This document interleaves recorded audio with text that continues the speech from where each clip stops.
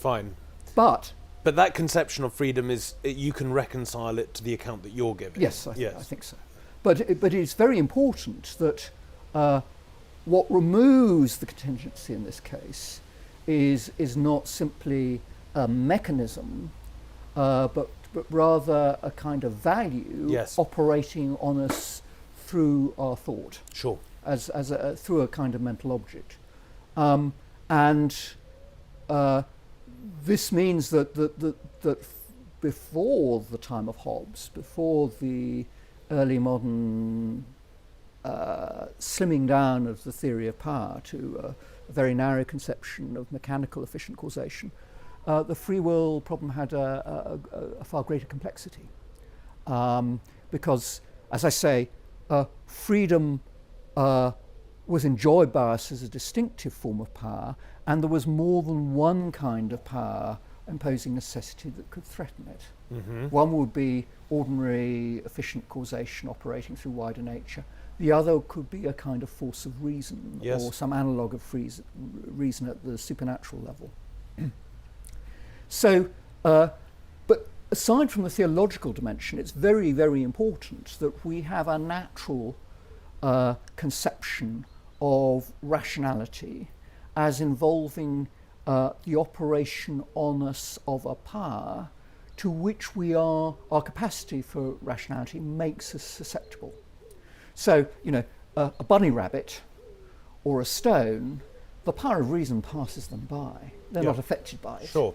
They're subject to mechanical forms of force, but not this power of reason. Which we call instinct. They're just acting instinctively. Or through, mass gravity operates on them. Right. Lots of forms of mechanical force operates on them as they operate on us, but we have this peculiar susceptibility to the force of reason. And the more reasonable or rational we are, the more susceptible we are to the force of reason as a force acting on us. And that's really very distinctive, because it seems to involve a very distinctive mode of operation that's purely psychological, and parts of nature that don't share our psychology are immune to the force. Sure. Now, when I say that we've got this very natural conception of rationality as involving this kind of force, coming from a kind... Well, it's a force operating not only on us through objects of our thought, but it seems to be a kind of force involving a distinctive or set of distinctive values. In the case of belief, the value seems to be truth. And we talk of evidence as evidence of truth. We think of evidence which carries this force of justification in relation to belief as evidence of truth. Proofs are proofs of truth.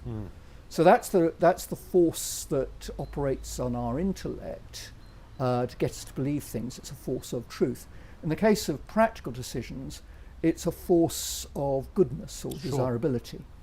Now that means that we've got at least two values in play now, truth and goodness. They seem to differentiate or create a basis for distinguishing two kinds of forces of reason, at least. And we've got at least two aspects of our psychology that are peculiarly susceptible to these forces. And the intellect looks as though it's going to be receptive to the force of truth. The will, it's very natural to think, is susceptible to the force of goodness.